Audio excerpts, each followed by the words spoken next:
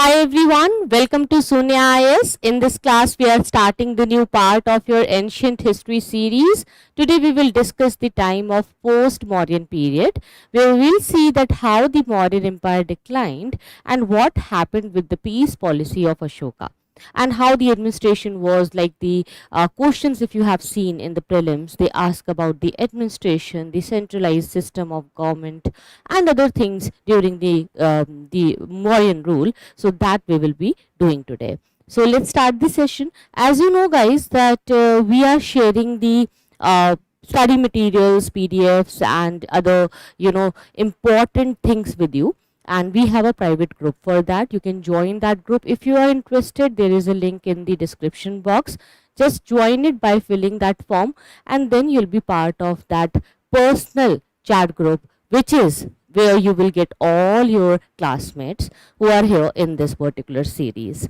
Okay, so now we are starting the lecture number 11. So already 10 lectures we have done, and all those completed lectures are already uploaded in the playlist. So you can just check the updated playlist, it is there. And whenever you miss any class, or if you want to revise anything, if you miss any dictated part, you can even watch it in the recorded session, because all these live lectures are being recorded also. Fine. So post-Mauryan period is something which we are doing. So as I told you guys, that later Mauryans, basically they were very weak as a successor, and the later Mauryan period will start after the death of Ashoka. So after the death of Ashoka, the Mauryan Empire broke. There was a split. Okay, western and eastern part got divided. Okay, and the western part faced the invasions and attacks. The eastern parts faced the rebellions inside its own territory by Pushyamitra Sunga, who started Sunga dynasty. Fine. So this is something which we discussed in the last class. So there only I will just connect it for you. Ashoka's death in 232 BC happened. Okay, and it was followed by the division of Mauryan Empire. Okay, so division happened. Now with this division, we had western part and eastern part. Okay, and the western part, it collapsed. Why? Because of the Bactrian invasions. Fine. The invasions coming from the side of Iran, and the empire collapsed. The last Mauryan king was Brihadratta, who was assassinated by Pushyamitra Shunga. Basically, it is said that Pushyamitra Shunga was the commander in chief of the army, and he knew all the secrets, he knew all the ways of the army, and ultimately he just wanted to start his own kingdom. There is one more reason behind this attack by Pushyamitra Shunga, that during the Mauryan rule there was more emphasis on Buddhism and Jainism. So basically, when rise of Buddhism and Jainism happened, it somehow triggered a kind of a social inequality and insecurity among some Brahmanical castes. So those people wanted to bring back their Hinduism and the glory of Brahmanism. So for that, some of the rulers wanted to bring that, old culture, old glory, old traditions back to the, central government and the Indian rule. So that's why these kind of rebellions started. Okay, we'll see how it got there. So basically, when we talk about the entire Mauryan administration and central government, you'll see that it will inspire many more empires later. The first time when you see the census happening in India in such a large scale, it was for the very first time happened in the Mauryan Empire only. Can you tell me some of the unique features, like which happened only in this Mauryan Empire for the very first time, which we have never covered in any other past civilizations, kingdoms, empires, nowhere else, but it started with the Mauryans? Can you tell me any of the details? Yes, good evening guys, good evening everyone. I can see you guys here live, and I'm very happy to see that you guys are on time. Sometimes, I feel that if this is a festive season going on, and maybe students will not come live, and maybe they are not waiting for the class. I had this thought today, but right now I'm really happy to see you all. You guys are so punctual, and this is a great motivational factor for me to start great series for you. Yes, so I asked you a question. The question was that, have you seen anything else which was for the very first time introduced in the Mauryan Empire only? In any way, like, I'm not just talking about the administration, guys. It's not just about the central government and administration. It can be about anything, maybe art, culture, or any other developments. Can you tell me? Yes, you guys are committed. That's right.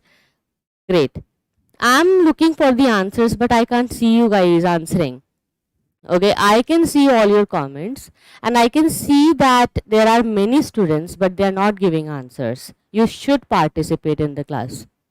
Don't you like to interact live with me? Or do you enjoy watching recorded sessions? If you enjoy it more, let me know, because I thought that students enjoy live more, and they get to interact with the teachers, they get to ask the questions, they have so many doubts and things to discuss. There is a level of discussion which you can achieve in a live class, but right now I see that you guys are not looking that interested in live interactions. Yes. So basically, I'll tell you guys, first of all, I have already discussed few things with you. You don't remember, maybe due to weekend you forgot because you're not revising. This is a very problematic thing. You need to revise. I told you about the wooden architectures. If you remember, I told you that wooden architectures were not there. The kind of wooden sculptures, wooden art, and new schools of art got developed in India. It was in the Mauryan Empire only. And we also started having census. The army also expanded. It was at its peak, the biggest level of army we had. There were many new inventions and experiments in the army also. And Chandragupta Maurya, with the help of Chanakya, as written in Arthashastra, applied many skills of diplomacy. For the very first time, the part of South India, northeast part of India, northwestern part of India, central India, everything got included in such a single empire, and it was for a very long time. The duration was also very long. Okay, such a long duration, such a long period was there. So all these things happened. Then one more thing which was for the very first time was the spread of Indian culture abroad. If you look at the Ashoka's missions, the way he appointed Dhammahamatyas, they were there to spread the Dhamma, the concept of Dhamma, the concept of Buddhism in different countries, starting from Sri Lanka. Then they went to China also, and in other part of Southeast Asia, right? Now, are you guys remembering something? कुछ याद आ रहा है? हल्का हल्का दिमाग की नसें खुल रही हैं. I hope I have discussed all these points, right? So even if after the discussion, so much of 10 classes we have completed, such a small and easy question I gave you, that tell me something which was new in the Mauryan Empire, and you guys are not able to answer. So you need to think more, analyze more, revise more, right? So let's start with the discussion on the central government. Basically, Kautilya supported the monarchical form of government. You'll see that Kautilya sometimes is not very liberal. वो होते हैं ना, मतलब Indian dads, strict wale. Okay, I don't know if you guys have strict Indian dads or not, but there was a time when we used to be very afraid of our fathers. Okay, तो वो जो होता है ना, एकदम डर लगता है पापा से, डैडी से, वो वाले. So that kind of person Kautilya was. He used to give very less liberalizations to women.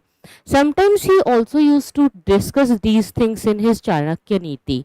He wrote all these points in Chanakya Niti. So he used to talk about these diplomacy ideas in his policies, that why should you not give a level of extra freedoms to women. He was not someone against women or was not preaching the inequality, but in few of the instances he had few of the policies which are not really relevant and practical today. Practically speaking, today if you follow that the thing which is written in Chanakya Niti, there are few points which you will find that they're highly ridiculous. Nobody can, follow it in a society. But many of the points are informative, nice, good to follow, and should be implemented. It is useful. Only few of the parts, exceptions are always there, right? Exceptions are always there. So few exceptional points are there in which issues were there, and of course we can't follow it in today's present scenario. Even the government cannot do so, because we have a constitution in India and there are basic rights. So of course, Kautilya, he used to say that monarchical form of government is fine and the king should have a lot of power. The king needs to be very powerful. He should have a kind of a dhौंस होनी चाहिए सबके ऊपर कि king ने कुछ बोला है तो it will happen. If king, where you just can't do anything to make things work according to the public welfare, life, or reasons, the way they want any change. No. If ruler will decide something, even if it is wrong, that will be done. Okay. So unstoppable kind of ruler who is unstoppable negatively. Okay. Even if he is committing some crimes or negative things, just because he is powerful, nobody is saying anything to him. This kind of absolutism should never be there. So this is fine. It should never be there. Even at the home also, right? Even at a workplace also. Just imagine that you're working somewhere and you have a team where the boss is having the absolute power and he follows absolutism in which he is Nirankush.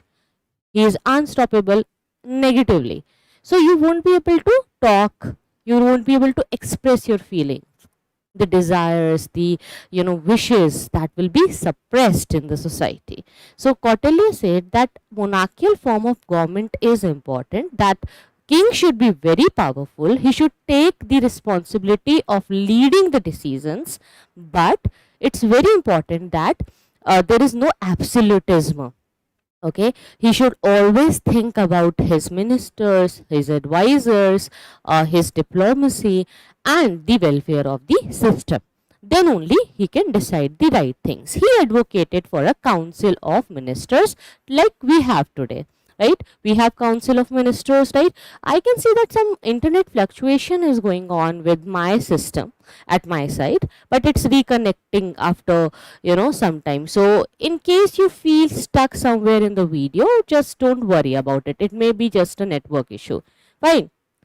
However, I hope it's going on, right? That's great. I can see that few of you are having cool Indian dads. That's very nice. Okay, so now I understand here that Council of Ministers today, even today we have it, but they should be powerful enough. Right now, in the democracy and the way India is functioning right now, you will see that Council of Ministers are bound to stay together, decide together, talk and feel things together, right? They swim and sink together, right? It is written in the constitution also. But at that time, the Council of Ministers were like an advisory body, and there was nothing like a dirty politics at that time. So they had more genuine opinions to give, right? They could support the ruler in a better sense if you just compare the time of the Mauryan era. Okay, so this council was known as Mantri Parishad to assist the king. Even today we have Mantri Parishad, right? So it is to assist the king in the administrative matter. And it consisted of a Purohit also. Purohit is like a Pandit who will give the Dharma Gyan. Like if you are following something politically, it should also be religiously fine. Right? Socially, it should be fine. Dharma is very important. And at that point, the definition of Raja was to uphold the Dharma. ठीक है, धर्म को चलाने वाला ही राजा होगा. So Raja and the king means that yes, he should be the upholder of dharma. धर्म को follow करना होगा.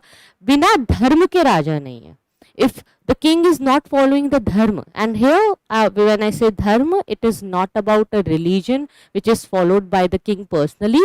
It's about a social value, a custom, a kind of a notion which falls with everything spiritually, religiously, socially, which is a combination of so many welfare activities together, right? So the rules, the regulations, नियम जो होते हैं society के, उसके लिए they used to have this word dharma.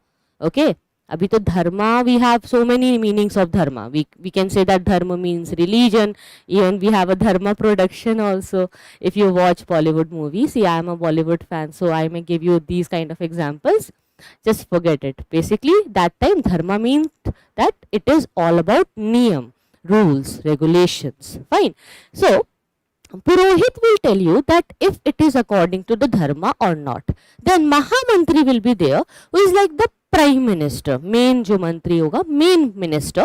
And then there will be a Senapati, council, not council, commander in chief, like Mitra Sunga was the commander in chief of the army. Then Yuvraj will be there, that he is the declared successor, you can say, maybe the son of king, mostly, not maybe, but most of the time, Yuvraj was always the son of the king, the eldest son.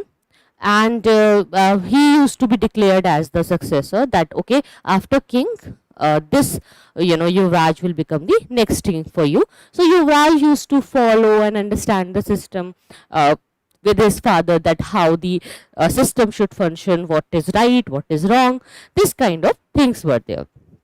As I told you that at that time we had a great level of expertise in everything. The quality was very, very high. Let's say I am teaching history. If I'll teach history for 10 years, okay, maybe this chapter, if you are saying that Mauryan Empire, let's say if I teach Mauryan Empire for 10 years, what kind of quality do you expect from me after 10 years? If I keep teaching it for 10 years, if I regularly take classes of history, you'll expect that it will be improving a lot.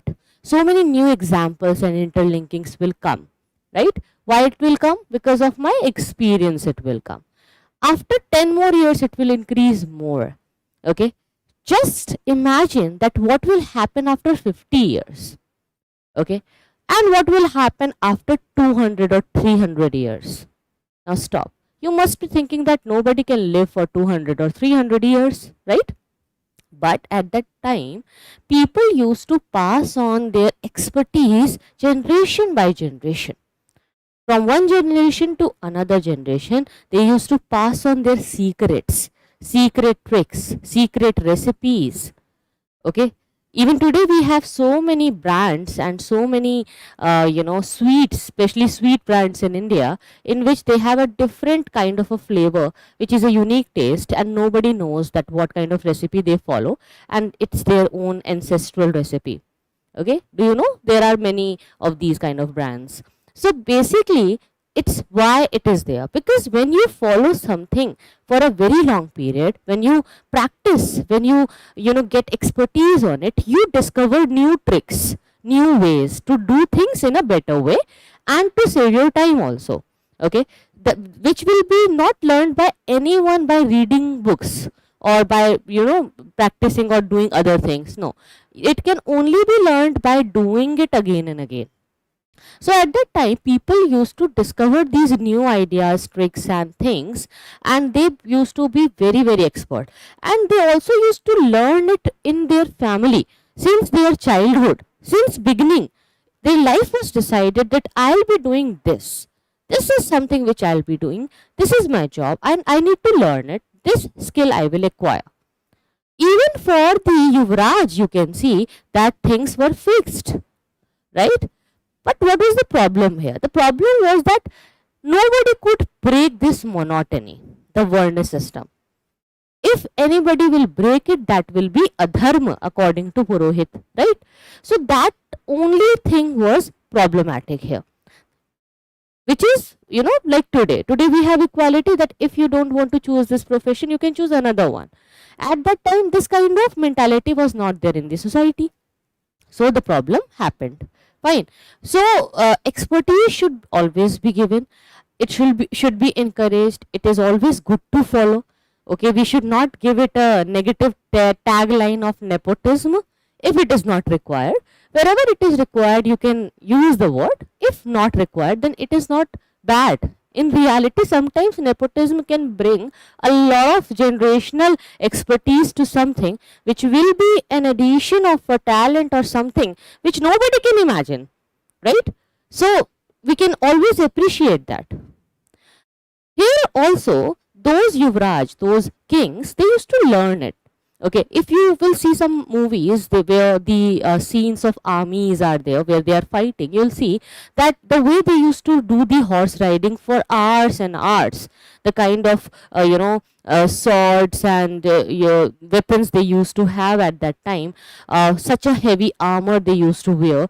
तो इतना heavy कपड़े पहन के युद्ध करने जाते थे. We guys, we don't even feel comfortable if we wear anything which is very heavy in a material sense. We don't like to wear those clothes, right? For a very long time, you can't keep it on your body. So just imagine the level of patience and expertise they gained it, and they gained it because they used to practice it since their childhood, and they knew it how to maintain. Okay, then we had Amatyas. I asked you a question that what was new in that, right? And I gave you a few answers. One more point you add in that answer, which is Amatyas, basically civil servants. So sometimes it is said that in India, Britishers introduced civil services. So do you think that we should say that? Because no, in reality, Britishers didn't introduce the civil services in India. They started a new system of taking the exams and merits and other points.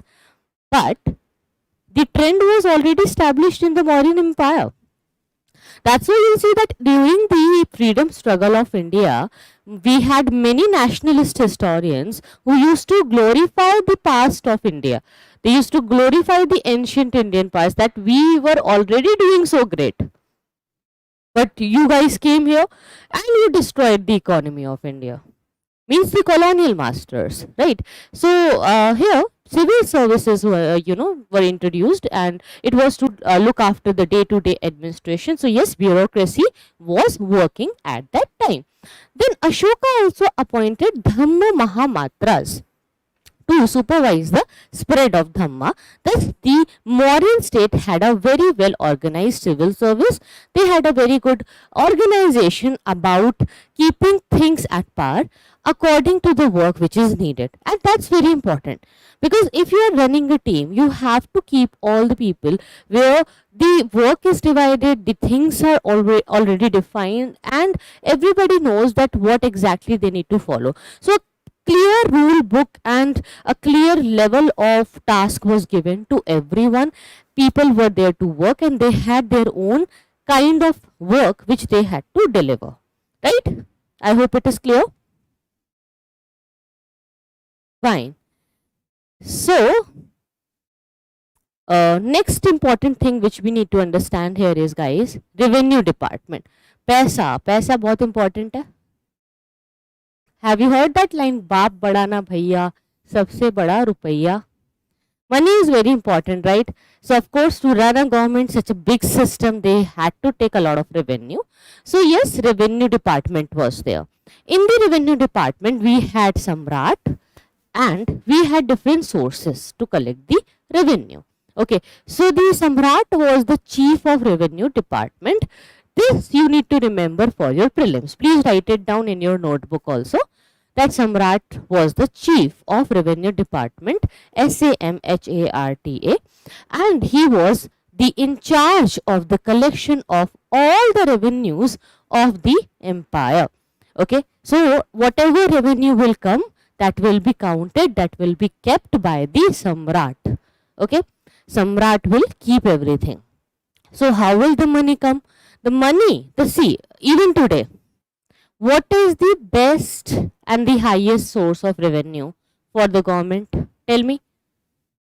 Who can tell me the right answer? Land, irrigation, customs, shop tax, ferry tax, forests, mines, and pastures. license fee from craftsmen, and fines collected in the law courts.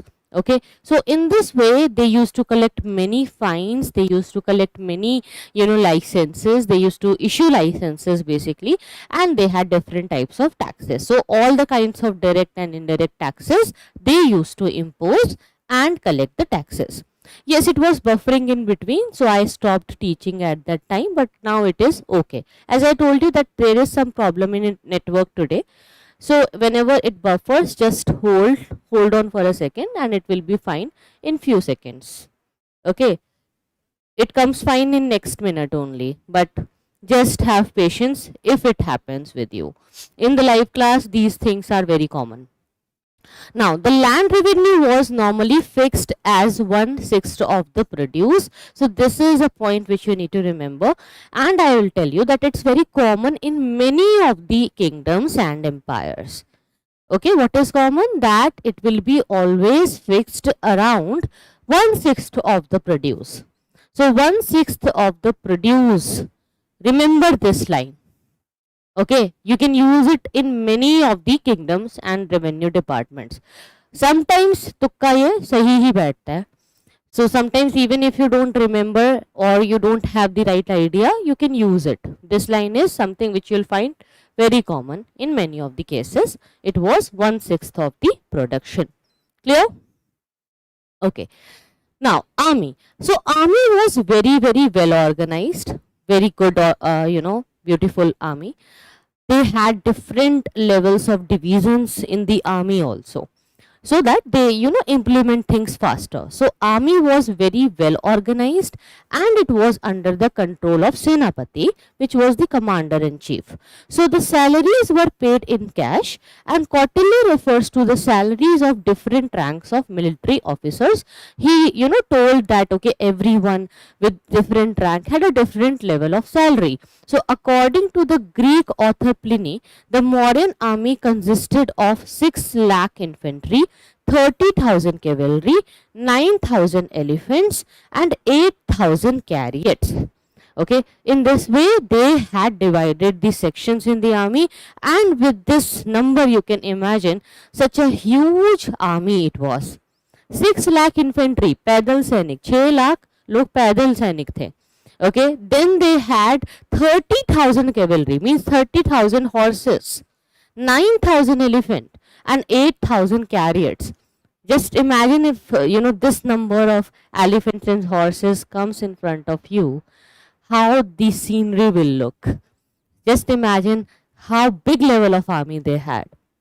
Okay, and there was a navy also.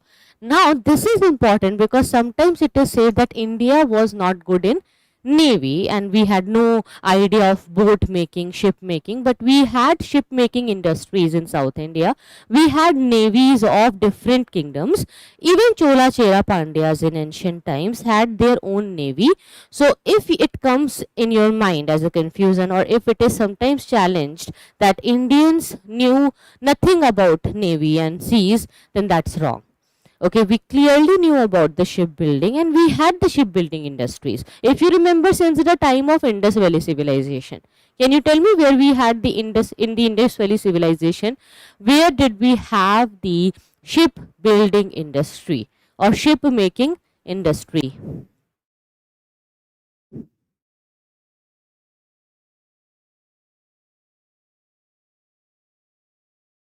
Yes, like Bahubali movie, exactly. Tell me.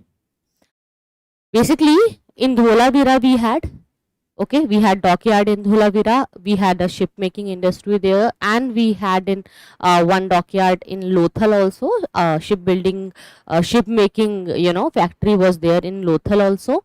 Then if you come forward in time, in South India during the time of Chola Cheras and Pandyas in Sangam age, we had ship making industries. Then as it is discussed here that we had navy of Mauryans also. Okay, so it is very clear that Indians knew about shipbuilding, Indians knew about navigation, we knew about navy. So yes, navy was there and transport and supply wings were there. Now why do I emphasize on these topics with you so many times? See, The idea of this class, this series, is to make you learn topics very well, and in class itself you should remember the points. I highlight these important points for you because it will be there in your exam. As I asked a question about what was new in the Mauryan Empire in the starting of the session, I already gave the answers in the last class, but you didn't remember it. Okay, it happens in the exam also. You'll see that you will get confused in two options. If you have solved MCQ, you must be knowing this problem happens. Okay, it comes when you will try to solve one answer. In many of the answers, it happens that you'll be able to eliminate two options, but in two options, between last two options, you may get confused that which one is the right one.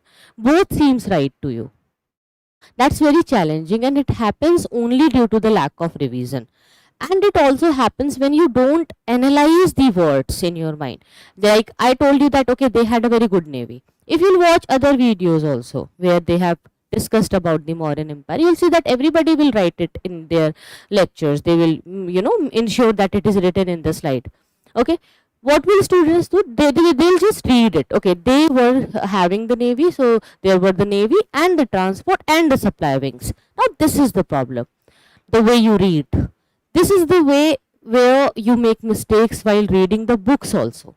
When you do your self-study also. Okay, and it will make your, it will make your journey very tough. It will make you very hard to crack the exam.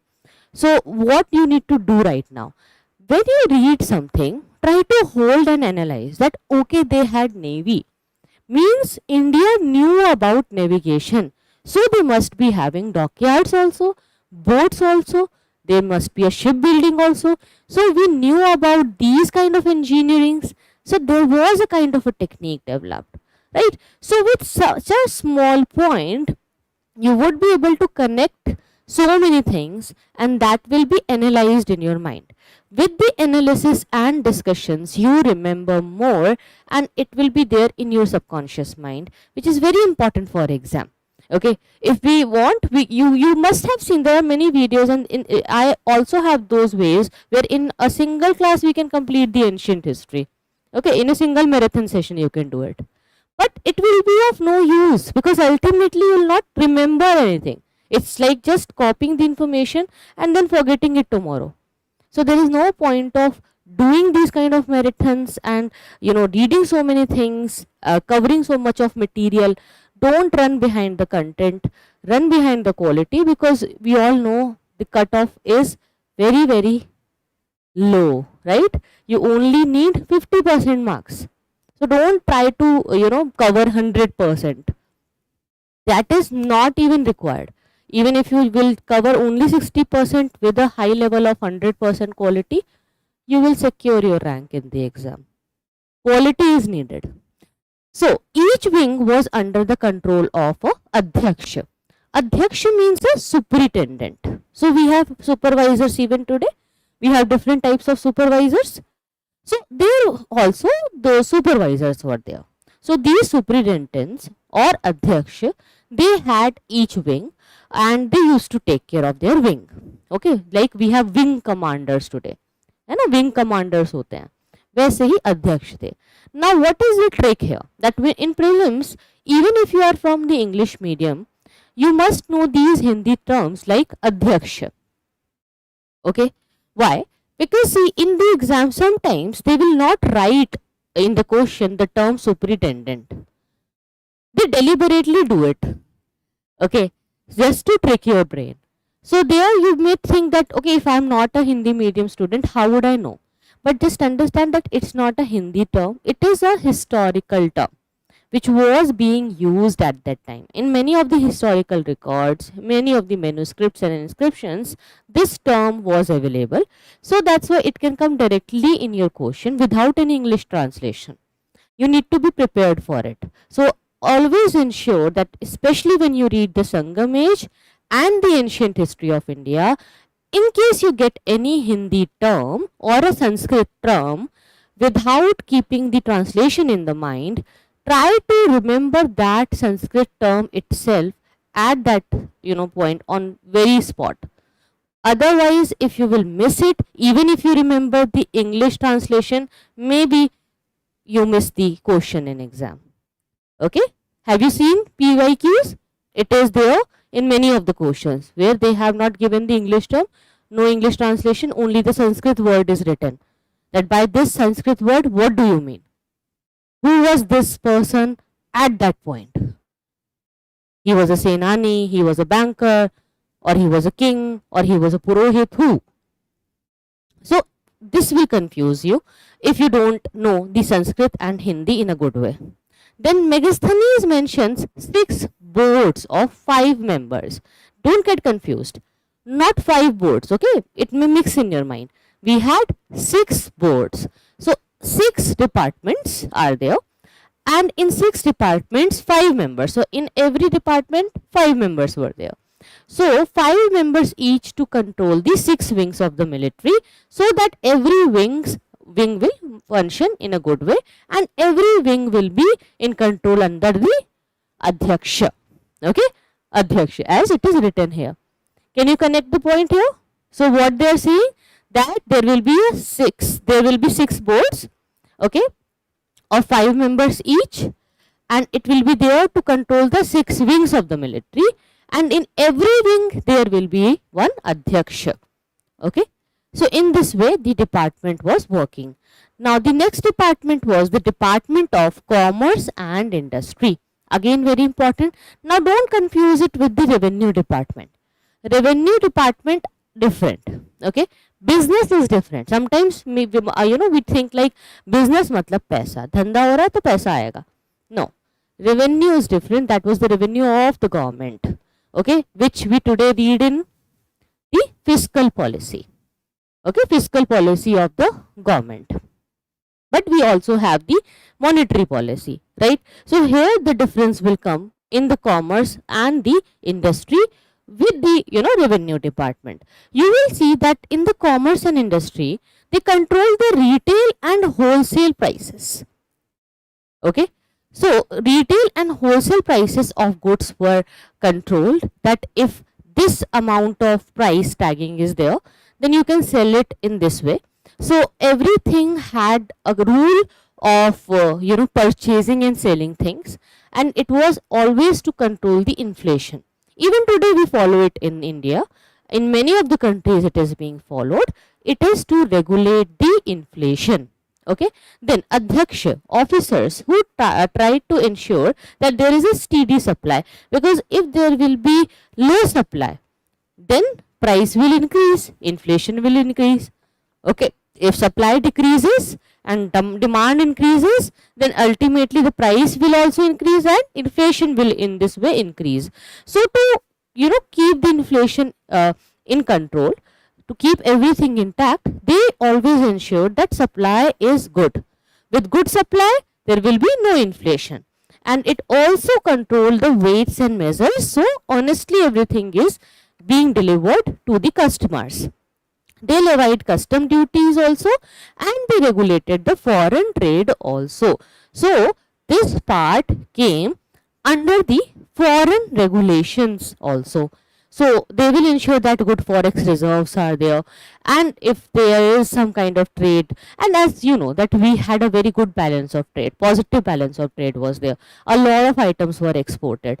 So it somehow made Indian shopkeepers very wealthy, because they knew that they are having demands from everywhere, and because of their increase in the price, because see, if just imagine that you are a shopkeeper and you know that you have some item with you, your Indian items, and they are in huge demand in worldwide markets. So from each and every country, people are coming to you, traders are coming to you to buy your goods. So what will you do now? Tell me. If so many traders from different countries worldwide are coming, traveling to your area, they are coming to you just to buy your item. So what will you do with this item now? As a shopkeeper, as a merchant, Indian merchant, what will you do? Tell me.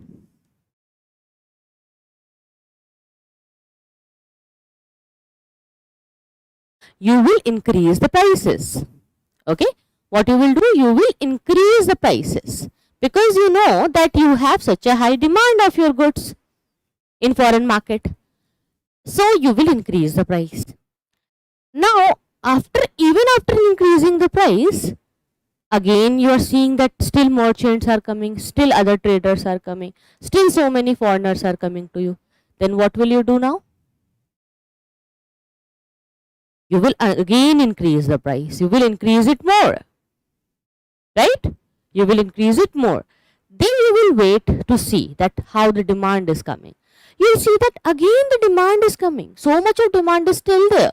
Now you will increase the price more. Right? With this, every month, maybe quarterly or annually, every year you will decide to increase the price 20% higher. Okay? Higher and higher and higher. So there will be a point of time when you will feel like, okay, now I have a good amount fixed for my good and I know the value of my good in the foreign market. So now what you will do, you will keep the higher price very stable for a very long time. But these foreigners coming from different countries who are coming to you, they were coming from different parts of the world. What will they feel? Every time whenever they will come to you, they will feel very high competition. They'll face competition, right? Because they are customers of your product, right? So when they are coming to you, you are increasing the price. How they will feel? They'll feel that we need it, we are needy, we want it, so we need to pay for it. They will pay, but they will not pay happily, right? Will they pay happily? Do you think they'll pay happily? No. They will pay, but they will be very unsatisfied. They will pay very unhappily or unwillingly. They would not like to pay this high. They will face the competition in the market. They will lose their profit many of the times, right? Their profit will be reduced.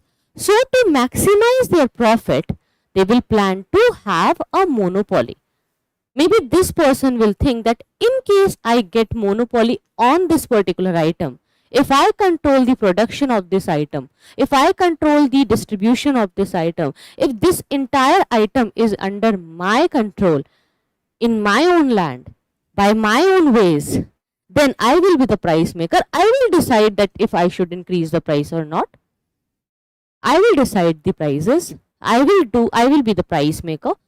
So in this way, I can get the monopoly. So they will fight for monopoly now. Many foreign powers started fighting for monopoly, which will lead to many wars and conflicts in the world and ultimately will create decolonization in India. Clear? This is the way how you connect the topics.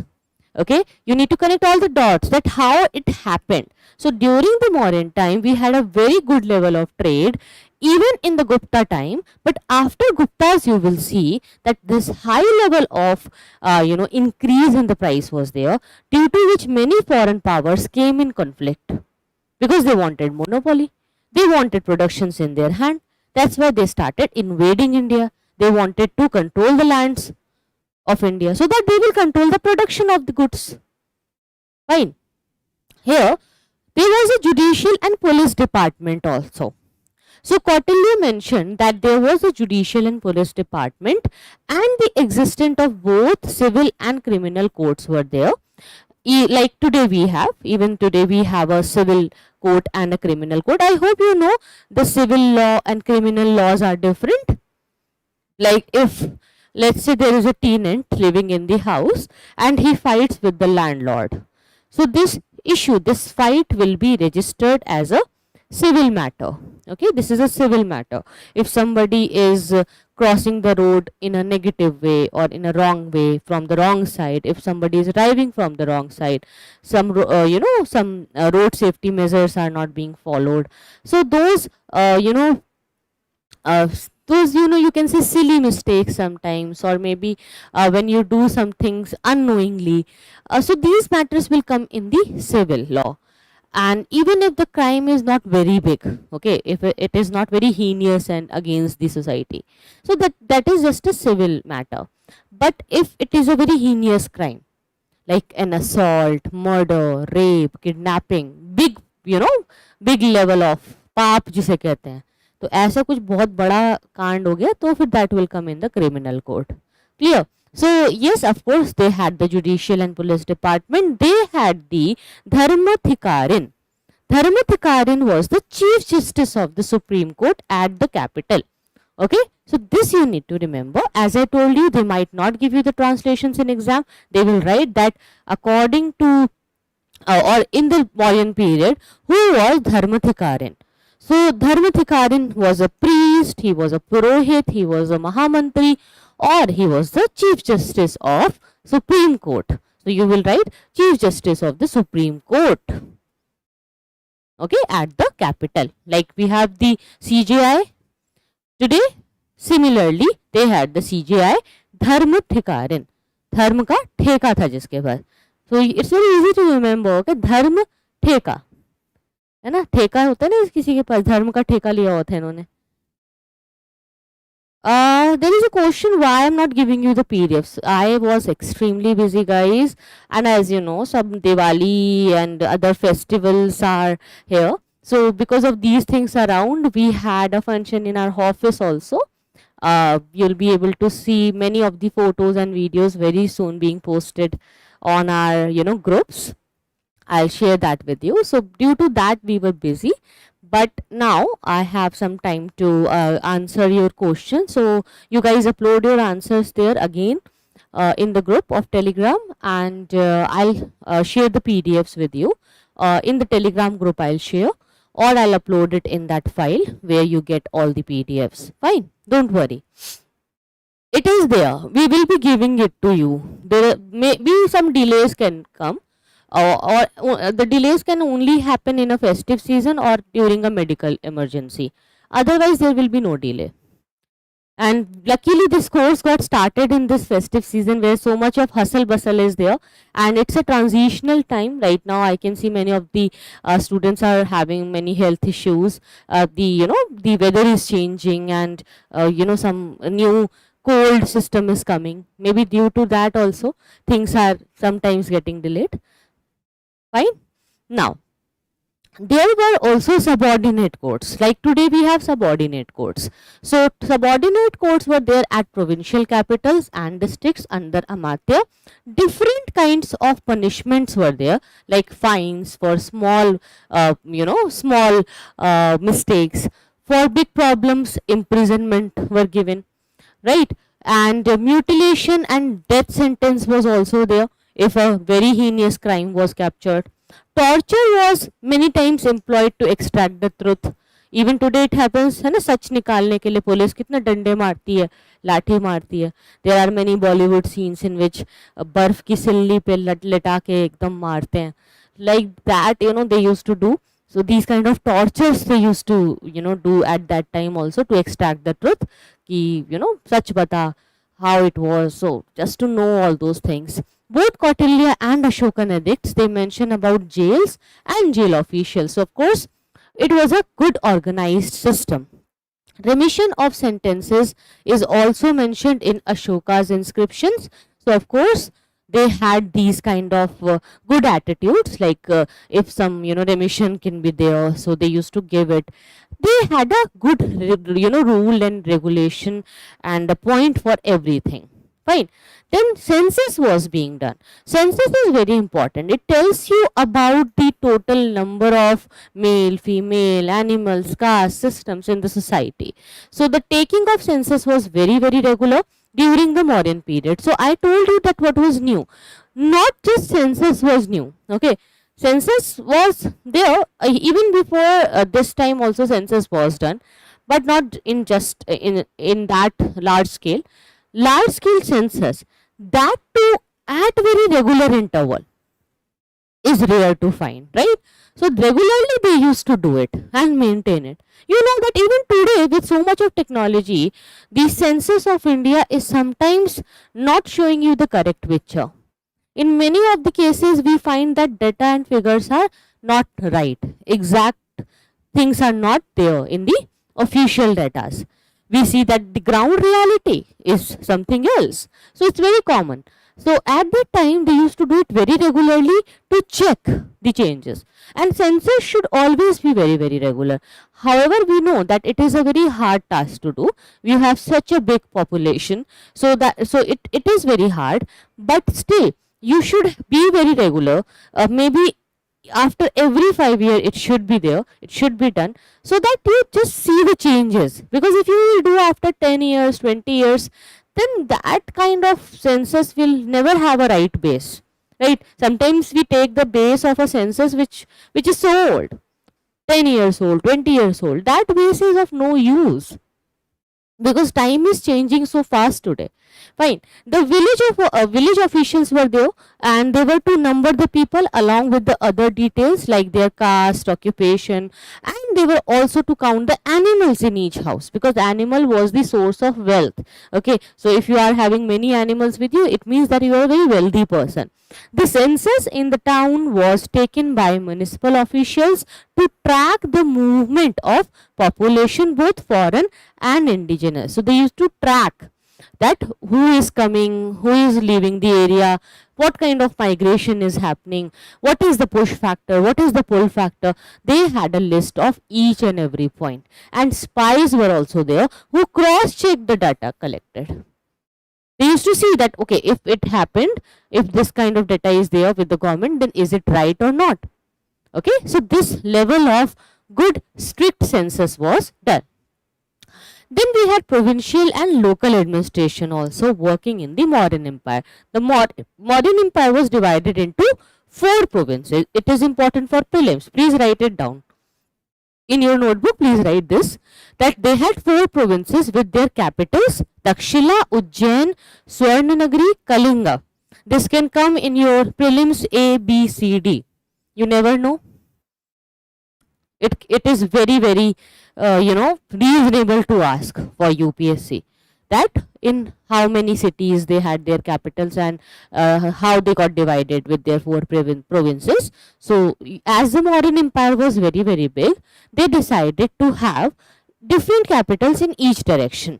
Okay, so Takshila was in north. Okay, Ujjain was in central India. Swarnanagari was there in the south part. Then in East India they had Kalinga. So Takshila, Ujjain, Swarnanagari, Kalinga. In this way they had 4 capitals: Takshila, Ujjain, Swarnanagari, Kalinga. To remember things more, what you can do is, when these kind of important cities comes to you, or if I discuss it with you, you can write it in the comment also. It will also help you to remember it subconsciously. It will be there in your mind. So when you write it again and again, you remember it, during the exam also. So Takshila, Ujjain, Swarnanagari and Kalinga. The provincial governors were also there. They were mostly appointed from the family member of the royal family, of course, because if you are making someone a governor, it's a very high position. So it needs to be a very trustworthy person, right? It's a very important thing. Then they were responsible to do the maintenance of everything. The law and order was maintained by them, and the collection of taxes also happened by the governors. The district administration was also there, which was under the charge of a Rajuka, like DM. तो उस time के DM कौन होते थे? Rajukas were like DM, district magistrate. So Rajuka, whose position and functions were very similar to the modern collectors, this Rajuka had the district administration. Okay, Rajukas. He was assisted by Yuktas.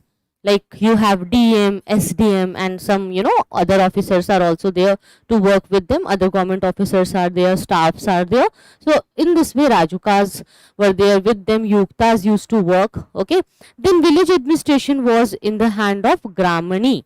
Okay, like we have Sarpanch today, they had Gramani, and Gopa was the official superior of Gramani. Okay, official superior of Gramani means you can say like a BDO officer. Okay, block development officer होते हैं ना, BDO, वैसे Gopa, he was the official superior of Gramini, who was in charge of 10 or 15 villages, like a BDO officer. In bracket you can write BDO. To remember, you can write BDO. Clear?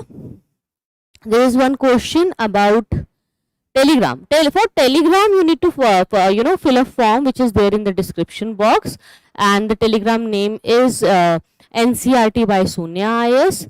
But to join it, you need to fill the form. Then only you might get the access. Complete and full access can be there with you by filling the form which is already there in the description box. Clear? So both Kautilya and Megasthenes, they provided the system of municipal administration. Okay, so Megasthenes is here very important for us because he also confirmed many points in his Indica. See, when you see something is written here, it is repeated in other source also. Then you get more confirmed that okay, this was written by Kautilya also, and then Megasthenes also wrote it. So it means that 100% this point is very, very clear and sure. Arthashastra was also there. Arthashastra contains a full picture and the role of Nagarika or the city superintendent. So Nagarika means, like today we have Nagar Palikas, right? So there we have municipal corporation, and in every municipality there is a chairman, right? So that kind of chairman, the rules which we get, which are implemented by the chairman today, so those were followed by Nagarika at that time. Okay, have you seen the polity NCERT? If not, we'll be doing it very, very soon, very, very quickly we'll start it. So there I'll tell you that in polity, you'll see that the way India is divided today, it was at that time also was divided nearly very similarly the way it is today. Okay, just give me a moment. Let me have some water. Till then, try to keep a notebook with you. I just want to give you some important points for your mains exam. Just jot few points down, few questions that will be beneficial for mains.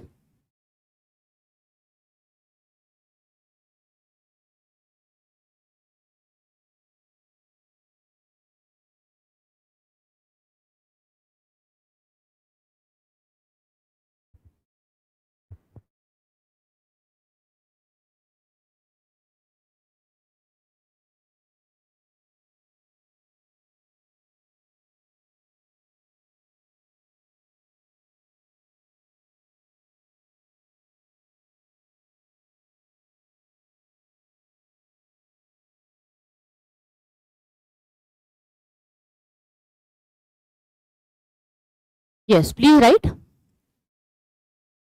this point of Arthashastra. That Arthashastra contains a full chapter on the role of Nagarika or city superintendent. In bracket you can write, similar to the chairman we have in the municipalities today. Chairman we have in the municipalities today. Okay, fine. The next point is again very important, which should be there in your notes. Megasthenes refers to the 6 committees of 5 members. Okay, 6 committees of 5 members each. So 6 committees were very, very important, and it was to look after the administration of Patliputra, because Patliputra was the capital, right? So the committees looked after the industries, foreigners, registration of birth and death, trade, manufacture, sale of goods, and collection of sales tax. Okay, so all these things were there. Modern art and architecture was also very, very important. As I told you, few new schools and new features got developed. The monuments before the period of Ashoka were mostly made up of wood. Okay, so wood was very, very popular, and the use of stone also started from the time of Ashoka. Most of his stupas have disappeared because of the wooden materials, but the only remaining stupa is Sanchi stupa, which we have today. And I told you that why this stupas, Sanchi stupa got preserved. Who had a great role in preserving the Sanchi stupa? I told you in the last class. Can you tell me the answer in the comments? Who had a great contribution of preserving the Sanchi stupa? Yes, the Begums of Bhopal is the right answer. Okay.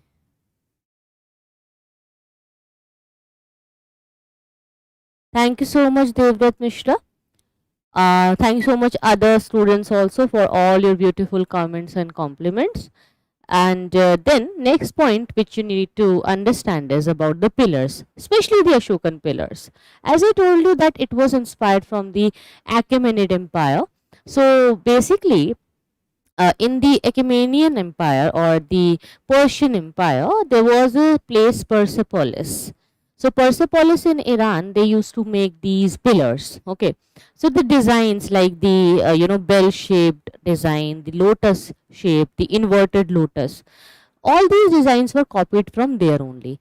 But the best part about these pillars were that sometimes they were not monolithic in the Persepolis in Iran, but in the Ashokan pillars you will see that it was always monolithic. Okay, so this sometimes makes it very different from Iran, but many similarities were there. So Ashokan pillars with the inscriptions were found in many places like Delhi, Allahabad, Rumindai, Sanchi, Sarnath. Their tops were crowned with figures of animals like lion, elephant, bull, as you can see here in this particular pillar. And the Sarnath pillar with the four lions standing back to back is very magnificent. As you can see here, this is the national emblem of India. Indian government adopted it with this capital with some modification, as in it is seen here. So it is the state emblem now. Then if we talk about the stupas, Ashoka built a number of stupas, but majority of them were destroyed during the foreign invasion, and the best example is the famous Sanchi stupa. It was originally built with the bricks, but later it got enlarged after time of Ashoka, and it will be more enlarged when the post-Mauryan time will come, because you will see that okay, stupa was already made, so they had to justify their presence. Sometimes rulers, they wanted to justify their contribution to art, so they could not think of something new. They were maybe due to any reason they just wanted to do something, but they could not think of something new. So what they used to do is they used to enlarge the already built material. They used to add the gateways, torans to the stupa. They used to add some more artistic features to it. They used to enlarge it more. They used to encircle it more. So that intricate detailing and enlarging of things, making it more spacious, that will be there during the time of post-Mauryan era. Okay, then if we talk about the caves, yes, these were meant to be residence of monks. The caves of Barabar Hills are near Bodh Gaya, and they were the wonderful piece of Mauryan architecture. So you can see this cave here. This is a cave where the gate is made by the people, and of course they used to take inspirations from the Jatak stories. They used to take inspiration from the different Indian stories as well. If we talk about the cause for the decline of Mauryas, the causes are many. Basically, it is always debated, as the debate is still continuing about the decline of Indus Valley civilization, right? Like how Indus Valley civilization declined. So there is no single answer. So first point is the Ashoka's peace policy. Then second is the weak successors. So these two things are the major contributing factors. Then Ashoka's policy of non-violence somehow reduced the fighting spirit of the army. It happens, right? If some big ruler is saying this, so this kind of impact will be there in the mind of army men also. Then partition happened of the empire, and as I told you that Bactrian invasion was also there, which made the western part collapsed completely. So the breakup of the Mauryan empire was facilitated by Pushyamitra Shunga to drive away the Mauryan power, and then he established the Sunga dynasty. So then we got to see the Sunga dynasty in India. So we will see some new dynasties now. This was the end of your Mauryan era, right? And this can start the new part, which is the new phase of development in the Mauryas. Just wanted to show you few pages from the NCERT, that the way they have put some segments which are important. but we have already covered it. Let's just go through it. If you will open the class 6th NCERT and class 12th NCERT, you'll find the topic of Mauryas, where they have written that Ashoka was a great king, and then he was who ruled the empire which was founded by Chandragupta. Then Chandragupta was supported by Chanakya, Kautilya, which we have already covered. These cities, and this map is from your NCERT book. We have covered this particular map. You can see all the important locations, and especially look at the Brahmagiri. Let me just mark it from the red pen. Brahmagiri, this is important. This one is Jogada. This is Patliputra, Lauria, Araraj. Along with Lauria, Araraj, we had Lauria, Nandangad also, Rampurva, Lumbini, Kaushambi, Ujjain, Sanchi. So these are important sites. We have already covered it, so don't worry about it. We covered it in the last class. This map you should remember. Okay, remember. Then I told you that how emperors are different from the kings. Empire is a big area which can include many kingdoms. Kingdom is a smaller part. So yes, the empire will have a big amount of resource also. They have more officials, they will collect more taxes. Empires are big, they are bigger than the kingdoms, so emperors are bigger than the kings. Fine. So this is already discussed with you. Then as I told you that Ashoka the Great, he got moved after the Kaling War because he saw a lot of bloodshed. So then he just started following the peace policy of Buddha. So this is somehow is written in your NCERT. You will find all these lines. So just wanted to confirm it with you that I might be following and taking some important segments from the Tamil Nadu history book, but we have covered the NCERT also. Okay, so when when I show you these slides, I just want you to be very assured and confirm that the parts of your books are covered. If you will open the book, you will see these images, these maps, these lines written in your book. I have directly copied it from the NCERT just to show you that we have completed it all. Okay, so you can be very happy that you have completed a major portion of your ancient history, which was until the part of Mauryans. Fine. These are few important cities as you can see here. This is Prayag here, this is Mathura, Kannauj, Thanesar, which was near Delhi. We will be discussing Thanesar very soon when we will come to the time of Harshvardhan.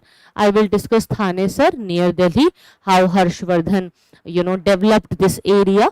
There is a story which will come to you in the next class, and the same chapter is covered in the class 12th NCERT also. So Mauryan Empire with the different name, they covered it.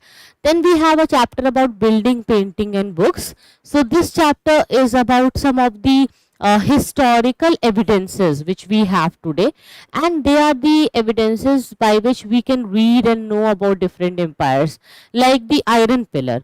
You can see this one. This is in Mehroli today in Delhi, but this is from the Gupta period. It shows the outstanding skill of Indian craft person. It is 1500 years ago old, but it was made 1500 years ago, but you can see that still there is no rust. Okay, that's why this is about the metallurgical skills which we had in India at that time. Okay, so probably it is made by the ruler Chandragupta of Gupta dynasty. Okay, and then if we talk about the stupas, at the center of stupa there was always a small box. Okay, initially before making a stupa, they used to keep a small box in which remains of Buddha or some monks, famous monks could be there. So they used to keep those remains like their bone, teeth, ashes, and they used to keep it and cover it with the bricks and then wet plaster, then more plaster on it, and in this way there was a dome created which was known as a stupa. Even sometimes in a stupa they could keep the things which they used as well as the precious stones and coins. So they may ask you in the prelims that can you find this inside the stupa, or what can you find in a small box inside the stupa.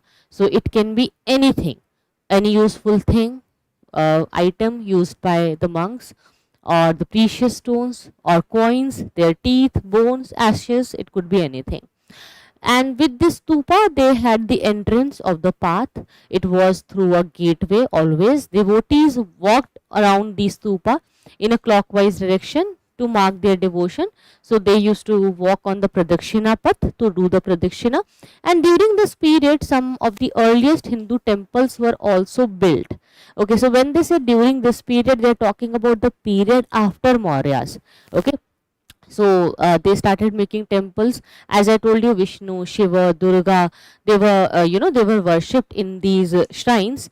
And paintings were also developed, like Ajanta and Ellora are having many ancient paintings. So these paintings are important. So Ajanta is a place where several caves were hollowed out of the hills over centuries, and most of these were monasteries for the Buddhist monks, and some of them were decorated with paintings, and those paintings are very, very famous. As you can see one here, this is a painting from Ajanta, such a beautiful painting, and the kind of emotions it evoked is commendable, right?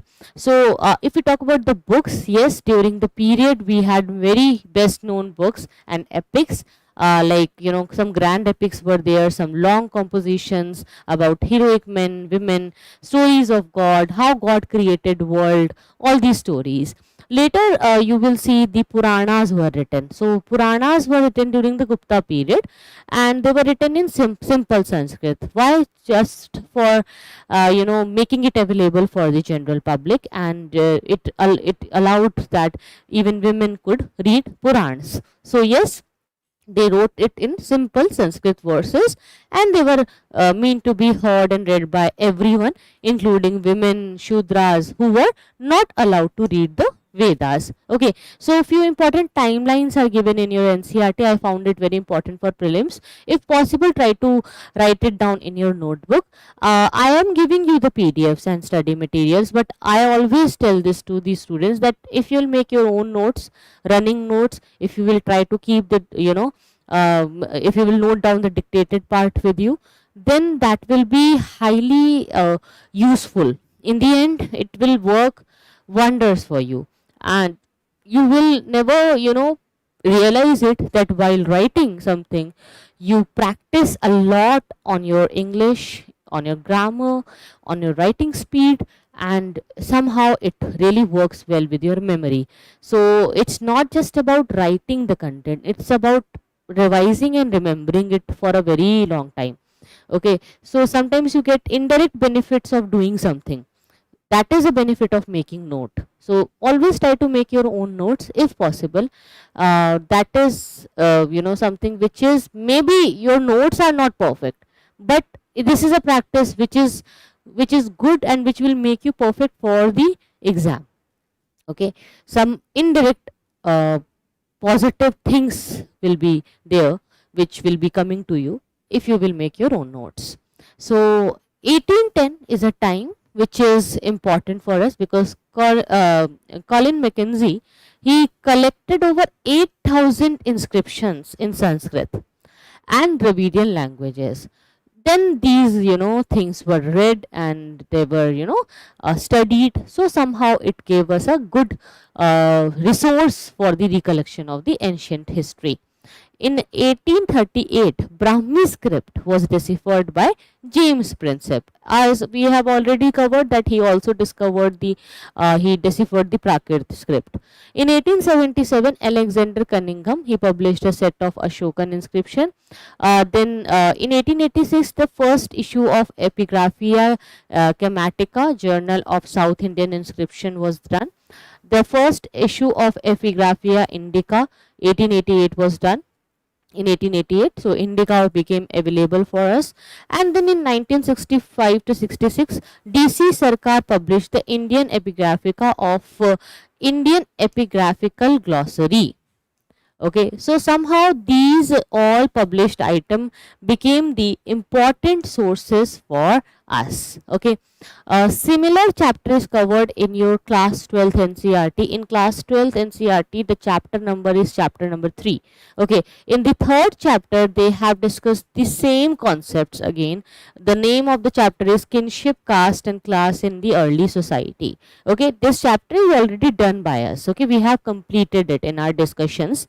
But to tell you, in the in the book, if you want to find it, if you are doing any self study, if you want to search it in NCERT, you can find it in your chapter number 3 of class 12th NCERT. So here what they are trying to discuss is the society, Indian society, like the way people used to live, do the marriages and things. So families, they usually form parts of a larger network of people, and they were defined as relative of king folks, while familial ties, and often when we have some kind of ties and relations, they were regarded as natural and they were based on blood. So they are defined in many different ways.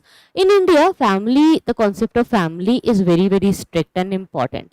So it is more difficult to reconstruct the familial relationships of the ordinary people than the elite families. Why? Because for elite families, you have a written historical record, you have a past which is written. But for ordinary people, for common man, there was no history. Okay, there is a school also which talks like this and which says that there is no history of a poor man. You only read the history of rulers, Ashoka, Chandragupta Maurya, but you never know that how poor people were living at that time. Can you tell me the name of that school of thought which follows this kind of theory, in which they say that poor are mostly ignored while writing the history? Who can tell me? If you have read the first chapter of your Spectrum book of modern history, in the very first chapter or second chapter maybe, they have mentioned all the schools of thoughts. Can you tell me? Is there any problem in my mic? Let me check.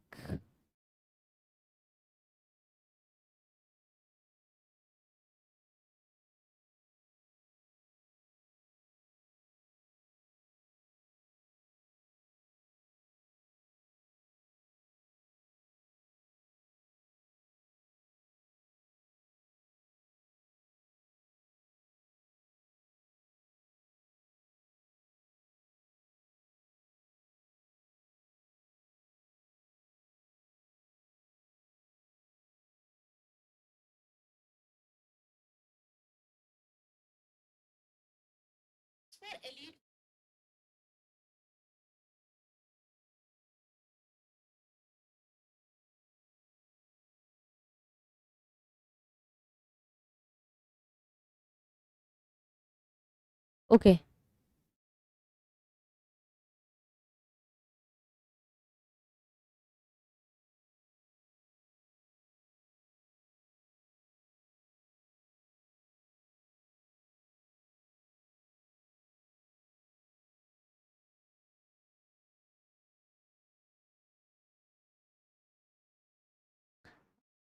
Now it is fine.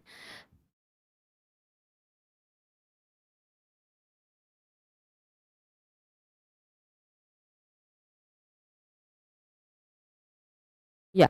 So guys, what I was telling you is about this concept, familial relationship. So they say that it's very easy to discuss and know about the familial relationships of the elite people. Like when you talk about the kings and queens, you know that there is a written history about them. So I asked you a question, that there is a school of thought which says that there is nothing about a common man. When you look at the history, they don't write about a common man. So do you know that school of thought? Can you tell me which school of thought mentions this problem?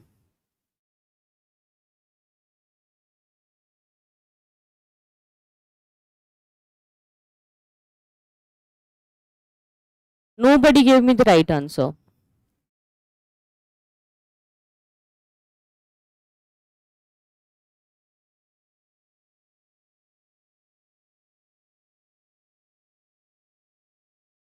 Subaltern school. Okay, subaltern school. This is a school of thought. No issues. Nobody gave me the right answer, but it's fine. It's okay. Just try to understand here. This is an NCERT series. Okay, so that's why we are touching everything from scratch. Fine. Here in the subaltern school, basically, they say that these are these historians who work under this school. They all have a theory. So the historians from subaltern group, they always say that there is no history of a poor man or of a common man. So when you read the history of Mauryan period, you should also think about the ordinary people. So to know the ordinary life or the life of a common man, we can only rely on literature. Literature, their personal diaries, sometimes paintings and architectures. So sometimes to know their familial relationships, like how families used to function in the society, that can be very hard to know when it comes to the common families. Clear? I hope you understand the point. Then from 500 BC, codes of social behavior were compiled in Dharma Sutras and Dharma Shastras. Okay, and they were written in Sanskrit. The most important Dharma Shastra was Manusmriti. It was compiled between 200 BC to 200 CE. So this is an important point which you should remember. How they'll not ask this in prelims, but it is a very basic concept. It's like the ABCD of history. Okay, for reading the history, this is such a basic thing which you should know, that the most important Dharma Shastra, means the rule book, is Manusmriti. And it was compiled when? It was compiled between 200 BC to 200 CE. Just remember this point, Manusmriti, most important. So the codes of social behavior were given by Brahmins and they were written in these Dharma Shastras. So there were 8 forms of marriages, of which the first 4 were considered good marriages, while the remaining 4 were condemned. Okay, like intercaste marriages, koi bhag ke shadi karna, koi a kind of a love marriage, affairs. So they were not considered good marriage. So people were classified according to their gotras, and 2 important rules about gotras were that women were expected to give up their father's gotra and adopt their husband's gotra after marriage. So she will take care of the gotra of her husband. We had great epics like Mahabharata. So different writers and historians are there. Like we have Indian Sanskritist known as V.S. Sukthankar. He is a very noted Indian Sanskritist. He is a very noble man, and he with his team started a task of preparing critical edition of Mahabharata, in which they collected the Sanskrit manuscripts, manuscripts and the text written on the variety of scripts from the different parts of the country, and then they just tried to reconstruct the part of Mahabharata. So historians, they examine whether these texts were written in Prakrit, Pali or Sanskrit languages. Then they try to know about their authors and their perspectives, like how the idea shaped the text, how society used to function at that time. Because if it was written by those authors, it means something for the society, right? It's like the mirror. Literature is like the mirror of society, because what was there in the society was reflected in the literature. So the Sanskrit used in the Mahabharata is far simpler than that of the Vedas, because in Vedas the Vedic Sanskrit was used, the ancient Sanskrit, which was very hard to understand. It was not very common. But the Sanskrit in Mahabharata is simple Sanskrit. Like if I say English, right? We know that English is a language, but you'll see that when it comes to speaking, you will find that many of the people, they have a very good English. So they use the vocabulary in which they use very hard words, difficult words, which is not very commonly used. Okay. So if they are not very commonly used, it will be very hard. It will sound very difficult. But there will be people who use very simple language, easy to understand, the words easily recognized by everyone, easy to grasp and to understand and to know. So that will be the easy English. Like today, in case of Hindi, you will see that people are using Hindi, and students nowadays they use Hindi in a very impure way. But it is not the impure Hindi, or you can say it is a simpler version of Hindi. Okay, but if you will read the similar stories and lines in a Hindi book, you may find it very hard to understand. Okay, so historians classify the contents of the text under two broad heads: narrative, containing the stories, and didactic, containing the prescription or and the social norm. So it can be the narrative story, or it can be the didactic story in which some social norm is given, some message is given. So Mahabharata is written in many phases. It is not the work of a single author, but every author somehow added a flavor to it, a new taste to it. Clear?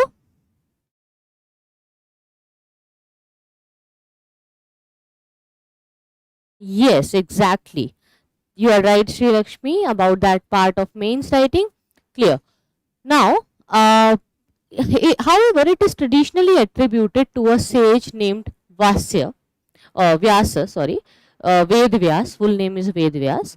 So sometimes it is said and it is assumed that Ved Vyas wrote it. So, but we can say that Ved Vyas wrote the root of Mahabharata, but some parts were added by some other authors.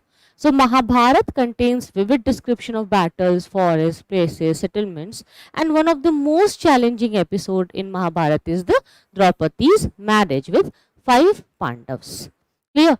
So we will discuss more about the books and some more details related to the post-Mauryan times.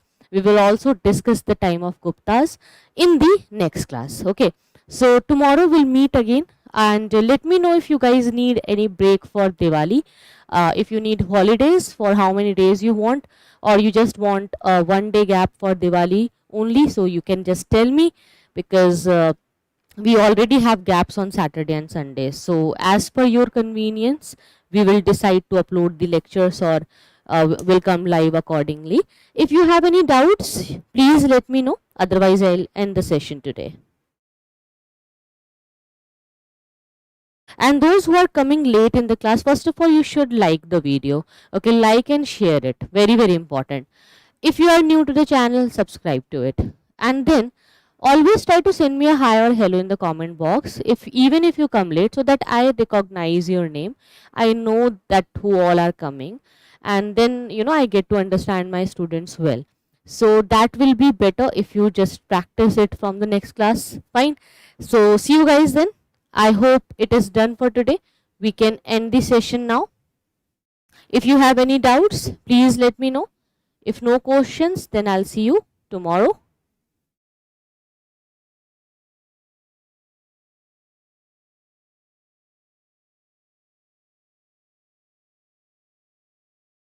Okay, 1 day gap for Diwali, only Diwali day will be there. Fine.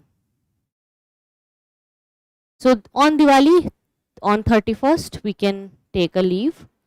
Okay, so there we will have no class. Otherwise, we can continue. Thank you so much.